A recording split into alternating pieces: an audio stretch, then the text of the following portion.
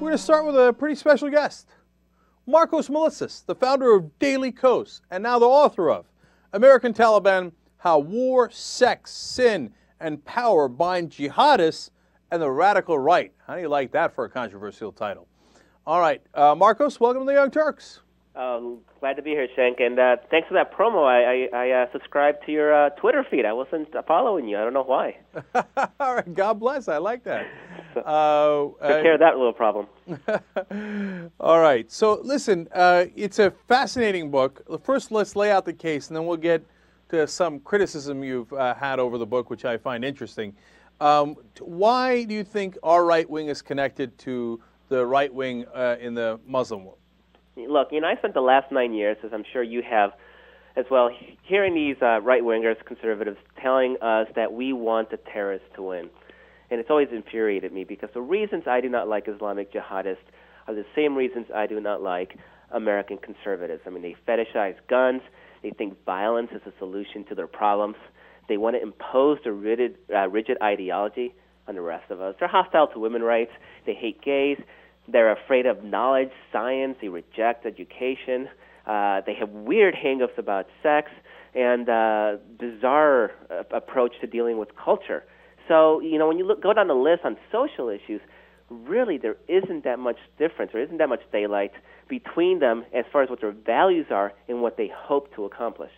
Well, Markos, of course you're going to get the complaint that, wait a minute, now there's a giant difference because they kill folks and the American right does not. Most of the time. I mean, tell that to Dr. Tiller, abortion doctors that have been killed.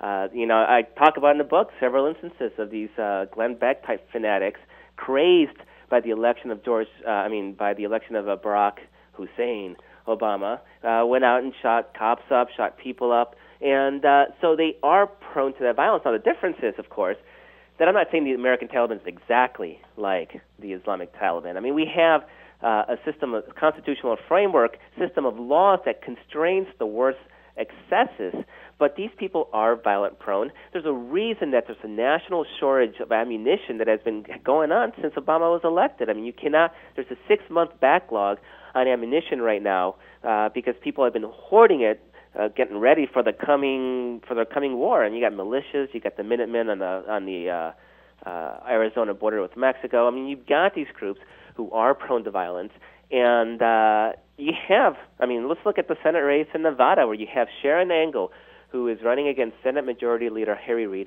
who has said that if Republicans don't take over Congress, they may have to resort to Second Amendment remedies to fix that. Right. Now, of course, people would say, but Markos, so much more Muslim jihadists have already resorted to those remedies, and that, it's just on a different scale, and that difference in scale is so large that it seems unfair to compare them to the Sharon Angles of the world, et cetera. I don't think it's unfair at all because our American Taliban is constrained. I mean, we can pretend that they don't exist, and it might make us feel better that these people don't exist. But again, the American Taliban is being constrained by our system of laws that is sort of curbing their worst excesses. But they are systematically, they're hoarding ammunition, and they're systematically trying to attack the very legal foundation that allows them that prohibits them from carrying out their worst excesses. I mean, you have them systematically going after Constitution now. They want to get rid of direct election of senators. They want to get rid of the 14th Amendment, anything that have to do with civil rights, anything that have to do with habeas corpus, the First Amendment, and freedom of religious and freedom of exercise of religion. Systematically going after those very legal foundations that prohibit them from trying to impose their rigid ideology on the rest of us. Now, violence is only one of the issues. I know in the book you cover a lot of other things, but like, for example, in Afghanistan, some of the Taliban are incredibly hypocritical, and although they, preach against homosexuality, they will actually oftentimes take young boys home with them, right? Now, the Republicans here, they would never do that, would they? Okay, that was pretty funny. I could have done a chapter called Hypocrisy on top of everything else, but it's sort of ingrained and woven through the fabric. I got to say, I have a chapter that's just on sex and the weird, bizarre sexual hang-ups of the American conservative movement. And it was the most fun chapter because I write about the violence, and they're sort of attempts to impose their ideology that's really heavy and sort of depressing. But then you start getting into the way they approach sex and the way they try to deal with popular culture. And those chapters were actually a blast to write because, I mean, they are funny. And so there's this dichotomy when dealing with American Taliban. On one hand, they are a source of endless amusement. On the other hand, they love guns and bullets, and they're kind of dangerous. So you want to take them seriously, while at the same time you also want to kind of laugh at them because they are ridiculous people. What do you think it is about the right wing, whether it's in this country or other countries, whether it's Christian or Muslim or whatever it might be, that do you think that hypocrisy is more prevalent there? And if you think that's the case, what do you think drives that?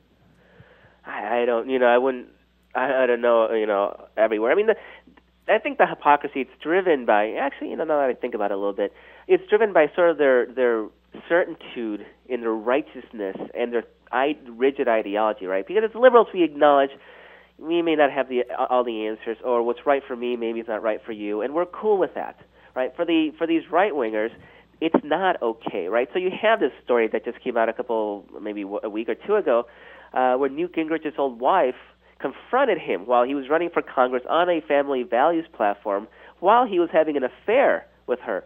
So Newt Gingrich's wife says, why are you such a hypocrite? And he said, well, it's an important message and somebody has to deliver it and I have to be that person. I'm paraphrasing, but that was sort of the message. I don't care what I'm doing, I'm going to preach it.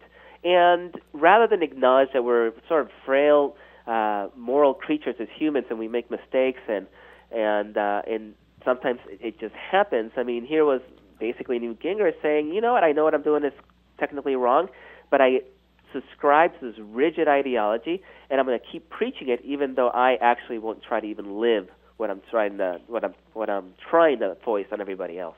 We're talking to Markos Moulitsas. He's the founder of Daily Kos. He's now the author of American Taliban. It's the new book that's out. Now, before we get to the liberal criticism of the book, one more thing. So now you think they're similar sometimes to some degree in violence, certainly in sex, as you point out. Any other similarities between the two groups?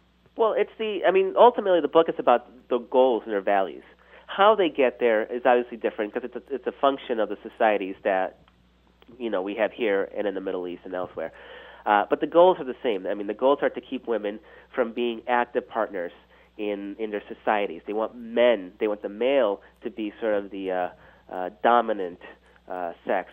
They clearly, we talked about the sex stuff. We talked about their knowledge and information and the rejection of things like natural selection and evolution and global warming and so on, because God's law trumps any sort of scientific inquiry and knowledge.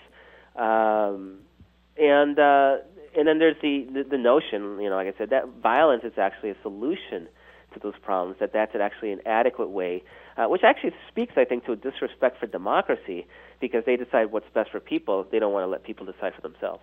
All right, Markos, now you had a number of critics here, the American Prospect, or at least a writer there, writer at The Atlantic, Matt Iglesias at Think Progress, writer at Daily Beast, all who are liberals or claim to be liberals, saying, hey, you know what, this book is over the line.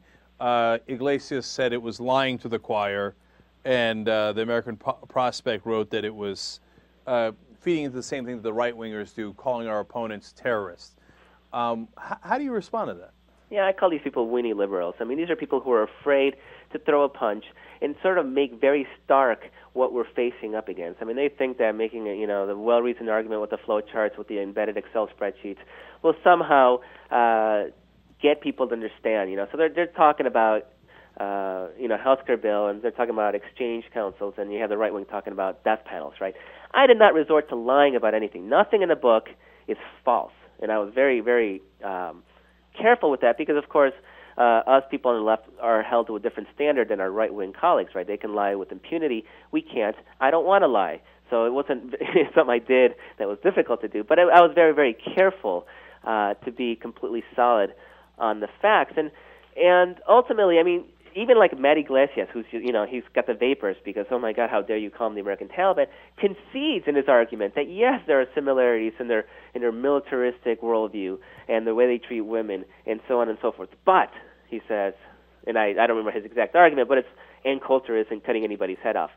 Granted, I will concede that right now, but ultimately, like I said, this book isn't about how they're trying to accomplish those aims. The book is about what those aims are and how they share, again, that hatred of women and gays and science, and think that since the masses don't adhere to their ideology, guns and violence are a way to impose it on the rest of us. Markos, I'm not taking any sides here, although honestly, I think I'm a lot more on your side. So there I go. But but I did want to just touch on their criticism one more time, which is, so they're saying, look, if the right wing called liberals un-American or compared us to jihadists, etc., isn't it equally wrong and bad for the left wing to compare the right wing to the same? Well, if they want to if the right wing wants to make the argument that we're somehow ideologically or morally aligned with the jihadists, they feel free to do that. I mean, they call us communists every day and make those kind of arguments. Fact is, I backed it up. I mean, I talk about systematically, chapter by chapter, going issue by issue, how the right wing and Islamic jihadists share those right-wing values. And look, the conservative right has had every opportunity to distance themselves from this fringe. I mean, these people, this radical right, they used to be the Birchers, right? They used to define the American fringe. Now they've been invited open arms. So you have Sharon Engel in Nevada, who's subscribes to crazy conspiracy theories about fluoride. I mean, remember, what was it, early 2009, when the Department of Homeland Security released a report talking about radical, the violent right-wing extremists. And they just released one that was on violent left-wing extremists. Of course, those of us on the left aren't about to rush out and embrace any violent left-wing extremists because they should be relegated to the fringes. But when the right-wing report came out, the American conservatives rushed to the defense. And one of the hottest sellers online was a T-shirt that said, "I am a right-wing extremist." So they, instead of distancing themselves from that fringe, they've sort of invited it and opened it up. And I know people like Matt Iglesias and all these weenie liberals, they don't want to hear that. They don't want to accept the fact that what we face is this dangerous and horrid and, essentially, to me, evil enemy. They want to keep thinking that they're still negotiating with the old John McCain of old and Lindsey Graham and jolly good, reasonable Republicans. They don't exist anymore. They're an endangered species. Their party's been completely taken over by the American Taliban, and things are going to get a lot worse before they get better on that side of the ideological divide. All right, you know what? I'm a talk show host. I do opinions, so I have a conclusion. Now, I wouldn't call them weenie liberals, those other guys. And, of course, you and I both understand that there's an enormous difference in degree here, right? But in the end, I think you're largely right. I mean, and I was talking about it earlier in the show. I mean, there's the same ideology of I'm right, you're wrong, so whatever I do to enforce my will upon you is the right way to go. And gays are wrong, women shouldn't have power, my religion beats your religion. You quote Pat Buchanan saying that in the book, et cetera, and violence is the answer, sex is the wrong answer. I mean, it is a right-wing ideology. And so, and I think your book is an interesting book, and I think it's interesting that somebody's making that case, and I'm glad somebody did. So thank you for coming on and talking about it. And if people want to check it out, it's called American Taliban, How War, Sex, Sin, and Power Bind Jihadists and the Radical Right. Thank you, Markos. Thank you very much. All right, Young Turks.